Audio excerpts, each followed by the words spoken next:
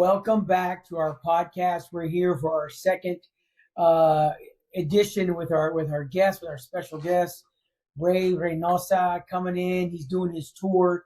Thank you all for to everyone who responded from that last one. We're going to do part 3 of a series we started. Ray, thanks for participating in this. And so what we started talking about in parts 1, 2, and now ending with 3 is what men need in relationships. Right? What do we need specifically? And today's part 3, and final part, is the tough conversations on unlearning and growing. Right. So those are 2 different ends of the spectrum. Oh, right? absolutely.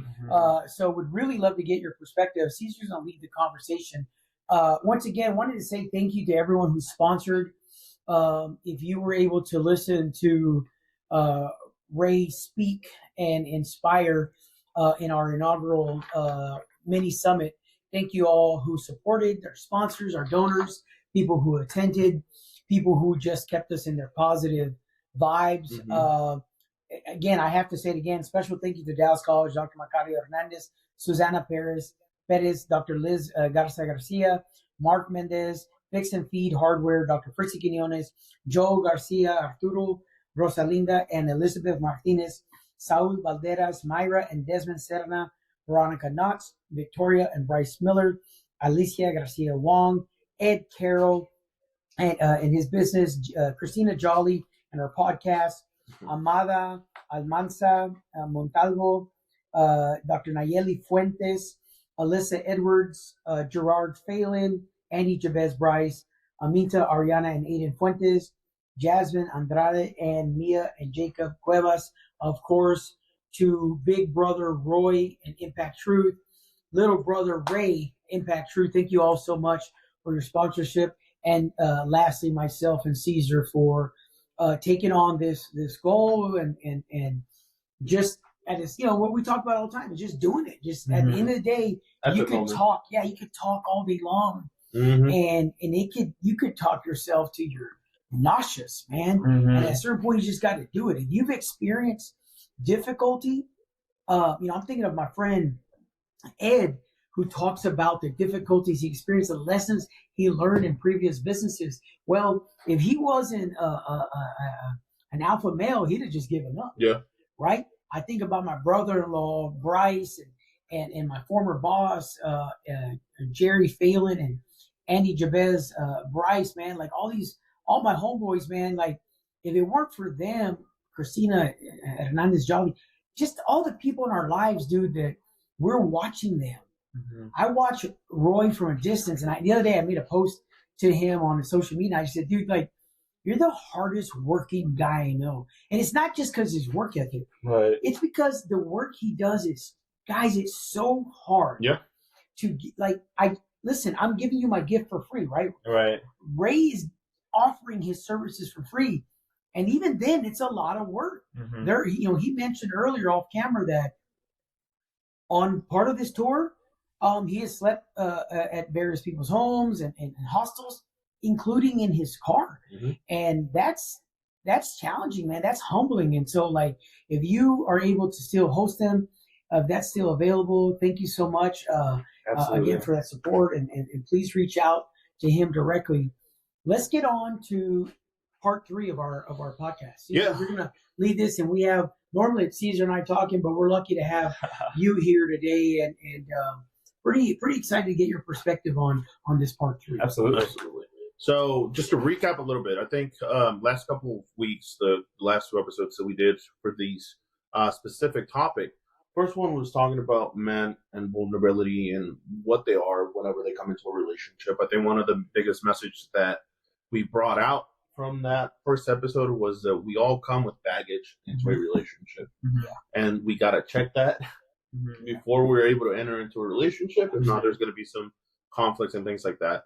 Second episode was talking about what a man really needs in a relationship.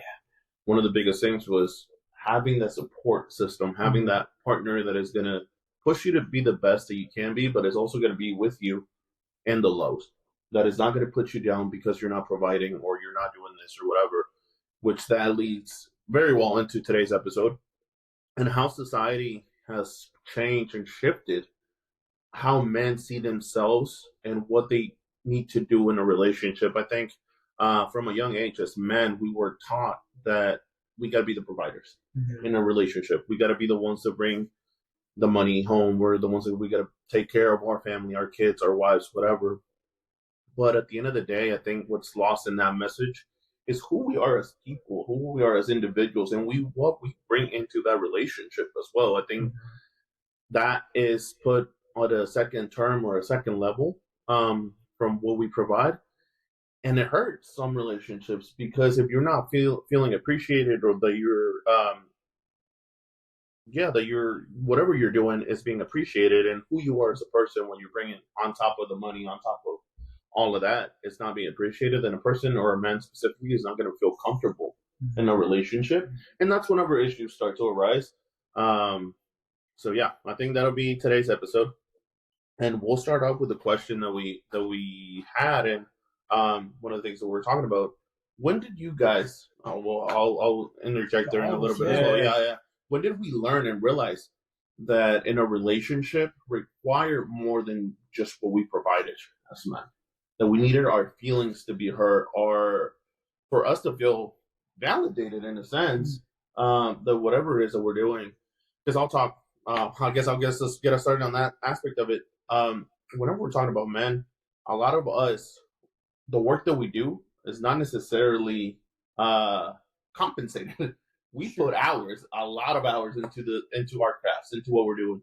You inspiring people, inspiring students, going around the country, and speaking to different places. Us with the summit, with the podcast, with whatever else on top of it that we're doing.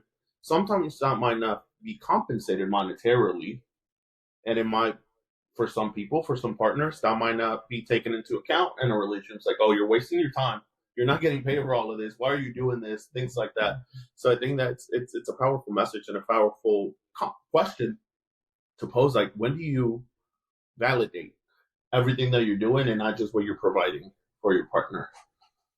I think for me, it came later on in life. I think I'm pretty traditional in that I didn't always know how to, or maybe feel like I needed to say anything. I don't know that I knew that I needed some kind of validation. I just thought it's supposed to work. It's a lot like I hear a lot of women who work so hard. Women who stay home, or men who stay home, right? And don't feel compensated, man. I feel like I'm doing all this work and my spouse is out doing this, and I stay home and I take care of the kids, and take care of the home. And I hope that you're in a relationship that when your partner comes home, they recognize and acknowledge an organized or a clean home, or safe children. And we were lucky early on in our careers.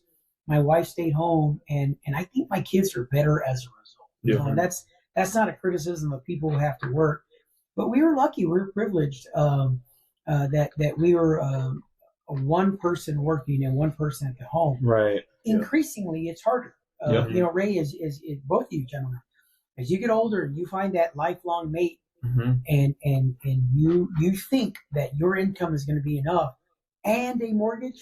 Yeah. I don't know if today's you can do society and what's going on in the world allows that, man. So again, for me, I can only speak my perspective. We did me at work, my wife at home. It worked for us, and I like to think my children are better as a result. But for myself, I didn't always know, man. So I think it came later on in life, and I think I paid for it, Caesar. I think that I struggled with some mental health issues because I didn't know how to say, like, I wouldn't mind hearing something pleasant every once in a while. Right. And not that my spouse or people around me weren't like that, but they didn't think I needed that. I didn't ask for it, certainly. So kind of my perspective. I think, completely transparent. I haven't been always like I don't want to say like the relationship type, but I haven't been in many relationships at all. And I think that's just because of my upbringing. Like for a long time, I used to believe like what for? Because everything always ends. And I never wanted to put myself in that pain. And it actually wasn't until one of my recent relationships where my eyes were kind of open to more so going like all in with like my feelings and the relationship itself. And so unfortunately, like we're no longer together, but there's so many lessons that came from that. And I believe, because I used to believe that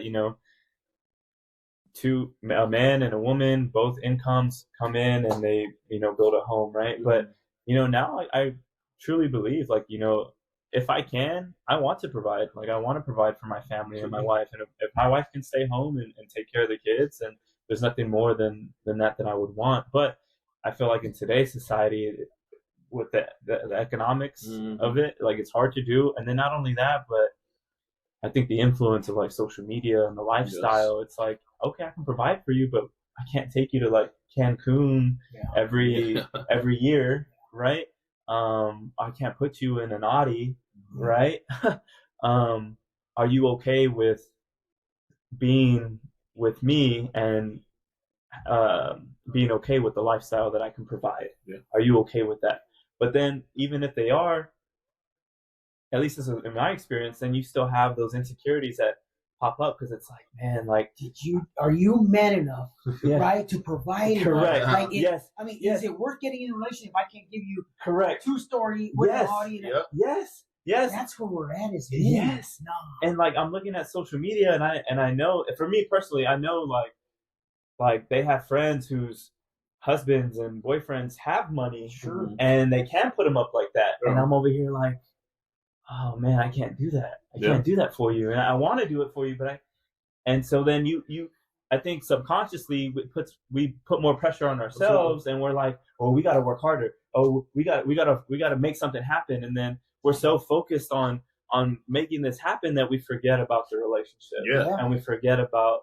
And that's what happened to me. I think we go into a state of trying to earn that love and that respect in a relationship, rather than just obtaining it for who we are and what we can provide for that person at that moment. And social media has been increasingly changing that narrative for a lot of relationships. Because it's like, well, exactly. Because there's like, oh, well, if they're doing it, I want to go do it. And here's the thing. You can show off stuff, like, literally, and I see people like, like, hey, is it 3:00 today? I'm on road with the BMW symbol, Mercedes, and they're like, oh, I just happen to be in front of this house right here. Is it 2:00 yet? And you're doing all this kind of show off stuff, and I laugh about it because I'm not pressured by that kind of stuff, right? But I also recognize that that's a lot of pressure on young people. For you guys, I don't have that pressure. I met the person that I thought I wanted to marry, who was goal oriented. We didn't have major goals. We just kind of like, hey, you want to be happy? Yeah, I want to be happy too. And you didn't have social media. That's why, dude. Yes. I think if there was social media in our relationship, I don't know that my spouse and I would be happy. Right. Because I'd expect something from her that's not realistic. And she would expect something from me. We would both be disappointed in our lives. And I think that's where a lot of young people are today. But man, I hear you, dude. Like, if you can't give her everything, I guess I'm not worthy. Yeah. You feel like you're not enough. Not worthy. I'm not enough. Yeah. And then if you're anything like me, you don't know how to like share that feeling with your partner, or you don't want to come off as weak and be vulnerable. So you internalize it, and then that just slowly fractures the relationship. But man, I think it's tough. It's tough out here. Yeah, no, it is. And to touch a little bit on that point that you just made, we talked about it in the previous part. A lot of men are also afraid to show that vulnerability or be who they are, because at the end of the day, sometimes in relationships, their partners use it against them. Oh, my God. When you're finally able to open up and be like, hey, this is what I'm going through. This is exactly who I am. And then they'll accept it for now or whatever. And then down the road, there's an argument. It's like, oh, but you didn't do this. You didn't do X, Y, or Z. It's like, man, I told you because I thought I could trust you and confide in you. And I think that's what also closes us off. No, absolutely not. If someone does that to you, like, I don't know how you it breaks you down. Past that in a relationship, dude. That is, I got to tell you, like, for if you're my age listening today, I think you relate to a lot of what I'm saying. Like, if social media was around when we were dating or trying to meet people, I don't know that we would have found happiness. My wife and I, she didn't speak English and I didn't speak Spanish. So we sat down in I hell. know, so she was trying to tell you to go away. She wasn't telling you come here. She was like, hey, vete. That's true. She did keep saying that. Like, no. She wasn't saying hi. What? She was saying bye. What does the word policía mean? Because she kept saying it. Policía. You know, we as a result of that language barrier, right? That it was a barrier. It forced us, allowed us the privilege to communicate slower and there were different take our time. Interactions and connections rather Absolutely. than 100%. what you speak to. 100%. Whereas if I was like, hey, go ahead and tell her, Google Translate, Right. and then boom, let's get That's to not it. real, yeah. And he was like, we touched, like, okay, how do you say that? She would say it, I would say it. We'd go back and forth. It just allowed us to learn about each other, from each other differently. Yeah. And she learned English, and I learned Spanish, even though he bust my chops a little bit, But the You point learn is half that, Spanish. yeah, we learned enough to communicate. She learned more English than I learned Spanish. Right. But I feel for you guys, because if you meet someone currently, everything is expected to be like, all right, so what do you make? Yeah. Like I see these guys on TikTok like, hey, would you date a guy who doesn't make 3 figures? So you're thinking, all right, so let's be clear, $100,000. 6 What did I say? 3 figures. I mean, Hey, $98? No, $150, dude. Yeah, hey, well, listen, 3 figures at the end of the month. That's all you have to pay. Okay? 6 figures, Yes. correction. yeah. And they laugh. They scoff. Like, no. Yeah.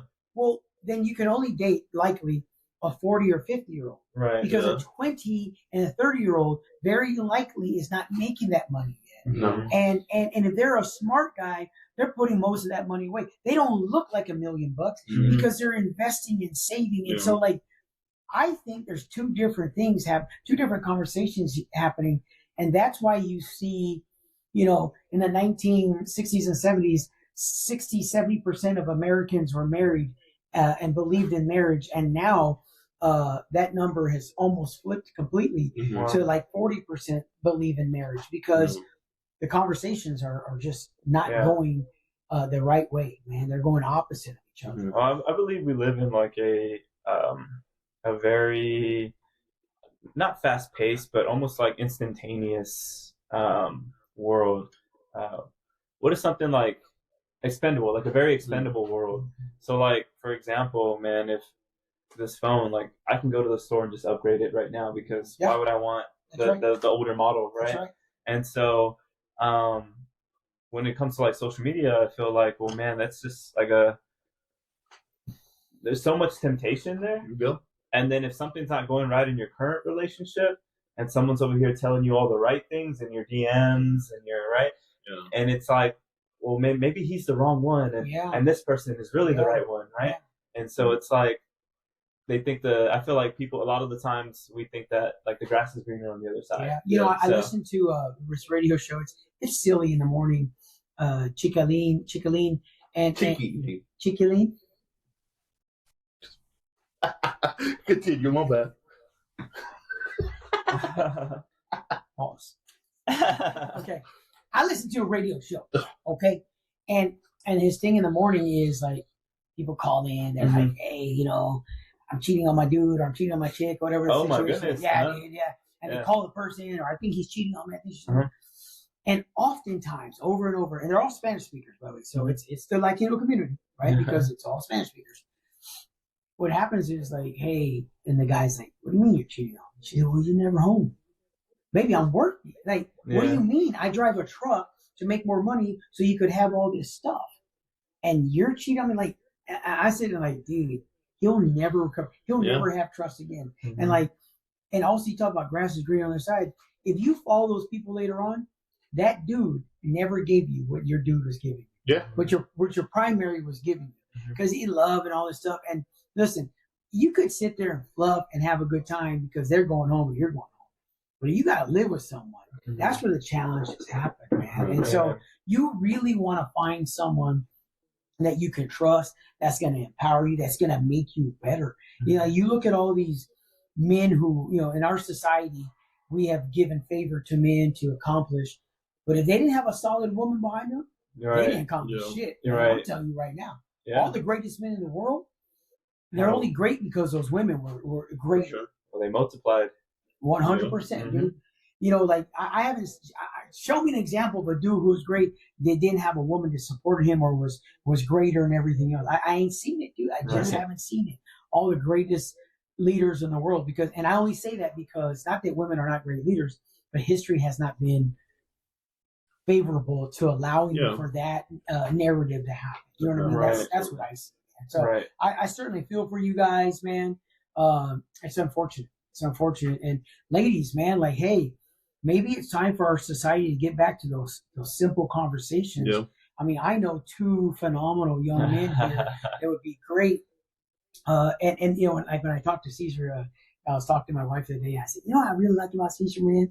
And I said, he's going to be a phenomenal husband and more importantly, father. And he's going to be a badass father when he has that opportunity, because he gets it now. And it could be because the struggles we had in our childhood, for sure.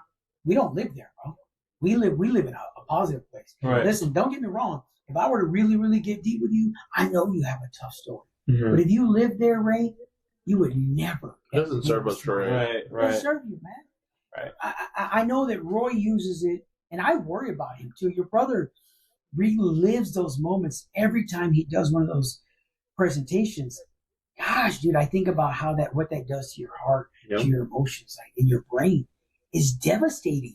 And yet he's able to do it, and he's able to channel that, but also he's able to use physical, spiritual, mental health to overcome. He has a support system 100% that allows him to do that now. And like we mentioned before the podcast, it's therapy too. It's therapy. Being able to talk about it and letting it out. Even for us, talking about stuff through the podcast, and literally when it's just me and him talking to a camera, it's therapeutic to just let it out. Yeah. So it helps. And I would imagine as you get ready for the next question, when you're on the road from the next question, it's therapeutic as well, man. Yeah. Just getting that clear head and like, that's funny what we talked about, or man, I'm going to make this better. Like, you have now 1,000 opportunities to make your presentation pristine. Right. Lucky is the last group that gets to hear you. Right. I love it, dude. I love it. Yeah, man. It's definitely on the road. It's a lot of reflection. Yeah. A lot of fine tuning and being intentful. Absolutely. Alrighty. So we'll jump into the next section of this, which is breaking those toxic patterns. I think sometimes as men, I'll include myself in that. We stay in unfulfilling relationships because we believe that we are grateful for what we're receiving from that person or that individual, that we have, that there's not much else out there per se. And that leads to having a mindset of accepting that poor behavior or poor treatment, emotional neglect or whatever, whenever it comes to a relationship. And I think that also is a thing that men nowadays need to figure out and deal with in order to move forward. Sorry for the technical difficulties, but moving on. The question that I have for you guys is, what's something you guys once accepted in a relationship that now we know wasn't okay? You got old school and new school here. Ooh, yeah. So we got perspectives. We got perspectives. Something that you accepted that you shouldn't have? Yeah, maybe at that moment you didn't realize that, you didn't think that was wrong, or that's how things were, and now you see it back. You know, I was in a relationship a couple years ago, and I feel like this is my belief, when two people come together, right, I still feel like they should still be their own person. And so, like, when I was in my relationship, I felt like I had to, I was this person's world, and they depended on me for entertainment, for to be around, and so basically to fill their well, right? Yeah. And so when I wanted to go out and hang out with, like friends that I hadn't seen in a while, then it became like a problem, right? And so then I found myself saying, okay, well, I'm not going to go, then I'll stay here to avoid the argument, right? And so I kind of accepted that, but also I didn't know how to have that tough conversation with her to address that. That's what I needed. Yeah. Right at the time. So I believe like a man leads the house, right?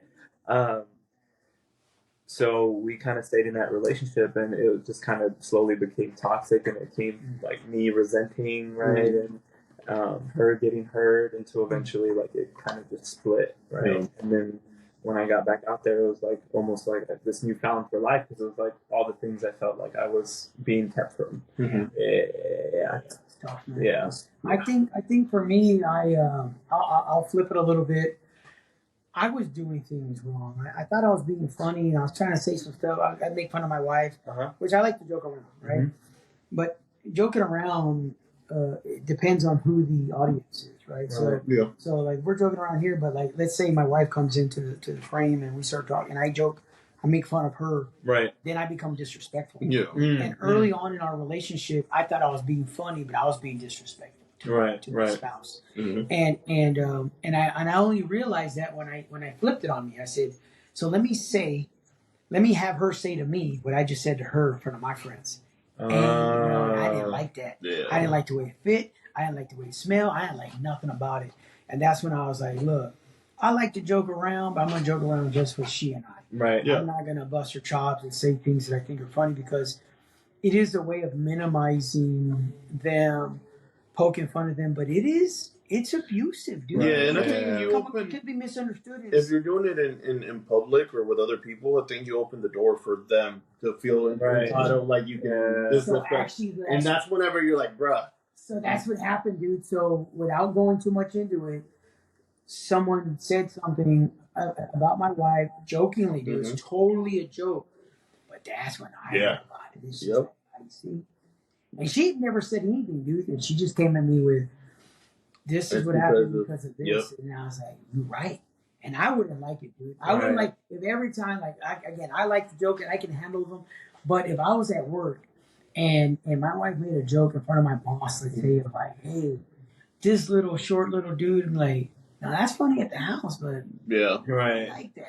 I like that at all. And so I had to check myself. For sure. I had to check myself as I got older. And so, sometimes I still want to, like, I really think I want to be funny, but here's what I learned. I actually went to wanted to be a comedian. I wanted to be a comedian. I went to clown school in my 30s. Yeah. Oh, wow. Yeah, I went to clown school after I left the Army. The Mexican Kevin Hart? Yeah, Kevin Corazon. And what I learned was it's okay to be funny if it's on you. Yeah. Right. So you could make fun of yourself, like, I'm so short, I'm so short. But if people like, that little short person, like, self-deprecating is okay. For sure. Oh, you put it on someone else, dude. That's And I think it doesn't just happen in relationships.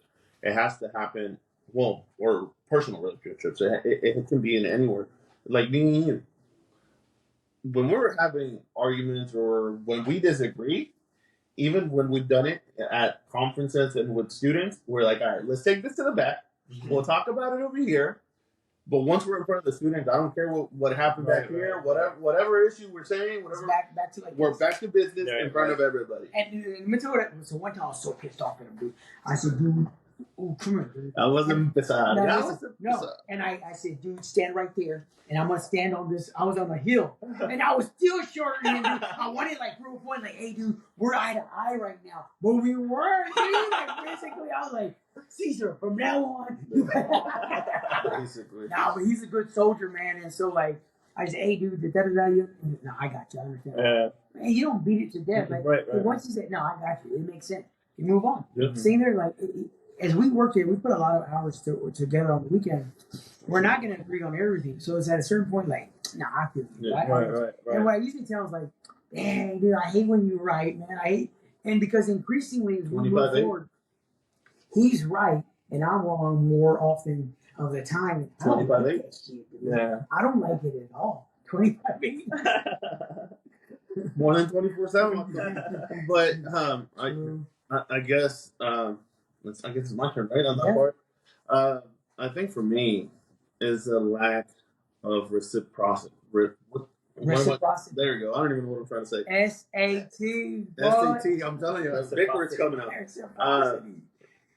that a seasoning on some chicken? No. What is it? Can you use it in a sentence? Can you? Oh, hey, we on this one together, bro. I don't like it. I don't like it this kind of stuff. No, but yeah, that reciprocity of putting in effort and going back to my first relationship, it felt like I was doing everything for that relationship. Correct. No, I feel you, right? It felt uneven. I thought you were. No. I was saying like, but yeah, it feels uneven. Exactly. Like you're putting all the work, all that effort, because at that point, I was 19 years old. I felt like that was the only person that I could be with, and that if I didn't do everything in my power to have her be okay, I was never going to get into a different relationship. Can you imagine trying to make someone happy? And it's not just that person. It could have been anybody. It could have been anybody. It was his lack of maturity and this person's maturity. You come together, and then you can be taken advantage of in any situation, any person. But if he's a pleaser, dude. He wants people to be happy. He wants to do the right thing. And so you get into that situation. He's 19 years old. Next thing you know, dude, you feel like that's what pleasers do. Yeah, they end up feeling like they're being taken advantage of. Yeah. But you did it to yourself. Or they feel exhausted because they're constantly trying to make sure that you're good without. You good? Without ever checking themselves. Right, Exactly. That's not possible. I'm the same way. Yeah. And that for me, that I didn't really understand it till I got into my most recent relationship, where she understood that part. She knew that I know I was putting effort. I was planning dates. I was taking her out, whatever. But at the same time, she would do the same for me, or we would go back and forth, things like that. And for you, probably it was like, I'm like, did I do something wrong? Is she like, literally the first time that she did it, I'm like, she trying to break up with me or what? Like, why is she being nice? why is she putting effort? Why is she putting effort into the relationship? Yeah. Like, that relationship made me feel like I needed to put all that effort in, that whenever somebody else gave me that, I feel weird, dude. I'm like, what are you doing? Like, are we breaking up? Is this your way of softening things up for you to break up with me? And you learn to understand that, nah, bro, that's just a relationship. That's what it has to be. It's a partnership. It's a mutual understanding. Right. To be able to be together and move forward that way.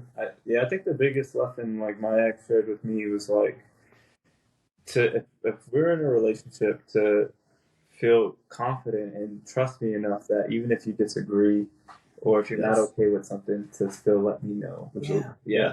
And not just like keep it in. Because you're not right. You're not yourself anymore. No. Correct. You lose yourself in the process. I think it's important to understand our worth, us men, right. Absolutely, and be able to set those healthy boundaries with our partners.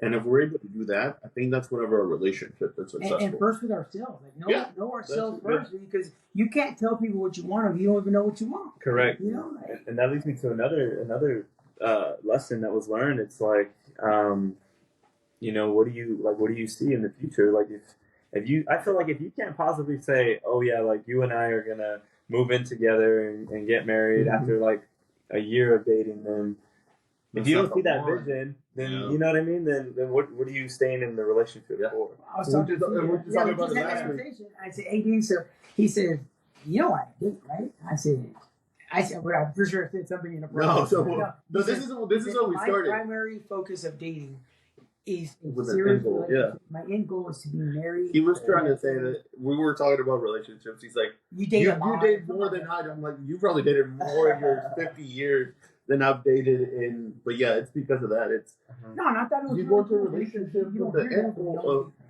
marriage. I'm not just looking for somebody to spend time with, to just have a situationship or whatever they're calling it nowadays. If I'm gonna put my time, effort, money, feelings into somebody, if I'm gonna devote myself to somebody, otra big word,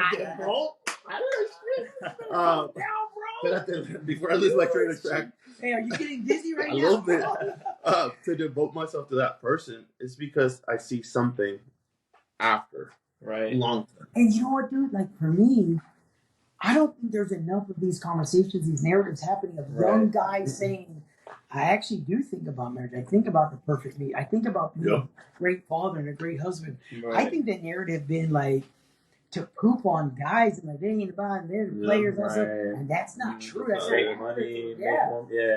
That's not what I'm hearing from the young men that I have the opportunity to hear. So they got to break this toxic pattern. That's what it is. That we continue to hold, and I think again going back to the social media, I think the social media is a big piece. Well, that's the power of a podcast like this is sharing that narrative. Now getting that narrative out there to be like, young men are seeking something different. It's not what you think it is. Stop trying to. But here, this doesn't sell, dude. We're not being crazy. We're not saying we're not fighting stuff. You know, it's not flashy. It's not flashy. You know, and so that's the reality of. But it is the truth. Man. Yeah, it's the truth. That's all we know. Yeah, absolutely. And so my ex would always say like, if you need to figure out what you want, but that requires effort. Yeah, you need to put in the work to figure it out. And so she taught me a lot, and unfortunately, we did part ways when I first began the tour. Because we were dating for a little over a year, and she lived in another state, and she was like, when are you gonna like move over here? In essence, right? And I'm actually going that way. I was like, well, I don't know. Like all I can think about right now is like this tour and like how like everything that I have to do for this. And in my head, I'm like, okay, well, maybe I can build a career doing this, and then I can provide for both of us. And so, anyways, but I couldn't think beyond that. And so when I told her like I don't know yet. Like I don't know what that looks like, and she was like, well, I deserve someone who knows and who's sure of what they want, right? And I said, okay, fair enough. So, respectable. Yeah, respectable. So we ended up splitting on my first speech. Oh, man. Yeah, so it was tough. I know the date, and I know the I don't mean to know it, but I know it. Long distance relationships or being that far away, it's tough. Because even no matter how much you want to make it work, if you're not present, if you're not there, the message can get lost in translation. Right. You can say something to text or through a phone call or whatever, and it comes out differently than what you intended it, or you can't express yourself through a text or like that. Right. But sometimes, after a difficult time like this, it only makes things better. Right, absolutely. So we don't know. Exactly. We don't know. But so it's tough. Learned a lot. Learned a lot. Well, so I think at the end of the day, as long as we're learning, dude, it's not a waste of time. Absolutely. If we didn't learn anything, then what's we can't be repeating those patterns from previous relationships. Absolutely. So it's the last part of our third part. This is the part. Well, the next part, getting into it, we'll close it with this. Now that we've discussed what we struggled with, what things we've done, those toxic patterns, things like that. What is one thing that you all believe, we believe, the men should start openly asking for in their relationships with their partners? It's tough. If I were to lose it all, would you still stay by me? Yeah. If I were to lose it all, would you still stay with me? Still stay. That's what Ray said. Yeah, it's powerful. That is powerful because all of our self-worth oftentimes comes into the car, the house, the bank accounts, and everything the job, else. And if I had nothing, if I was just Ray, just Fred, just Caesar, would you still love me? Yeah. And I think that's a beautiful, simple understanding of how complicated and simple men are. Yeah. I what a beautiful reflection, dude. If I was to lose it all, because I'm still me.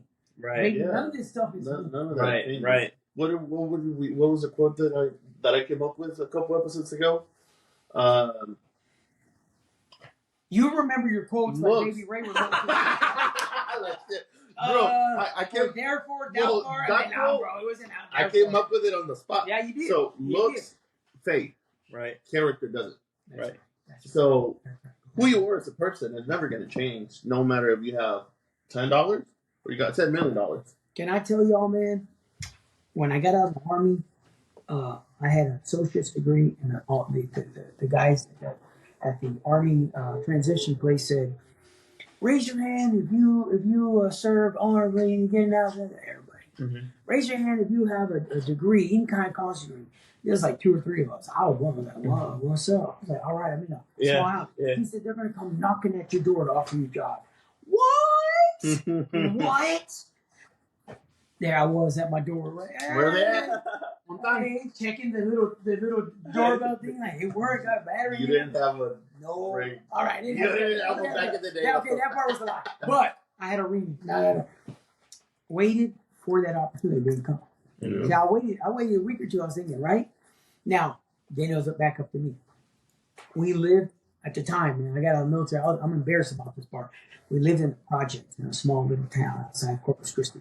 It was me, my wife, and my son. He was a couple months old. Mm-hmm. And our furniture, we had no furniture downstairs, but 2 white picnic kind of tables, those plastic ones. And I remember we'd sit there, we'd put our leg on it because we were afraid that it would break, you know? Yeah. Huh? Your feet would dangle too? Yeah, my feet would dangle. They were lower. I cut them down. Oh, okay. But I sat there and I brought my wife to me and I said, here's the thing. I'm going to go back to school. I'm going to get more than 1 or 2 jobs. It's going to be hard for a few months or a few years. And she said, stop. It doesn't matter. As long as we together. Yeah. Mm. Well, shit. That's all you need, bro.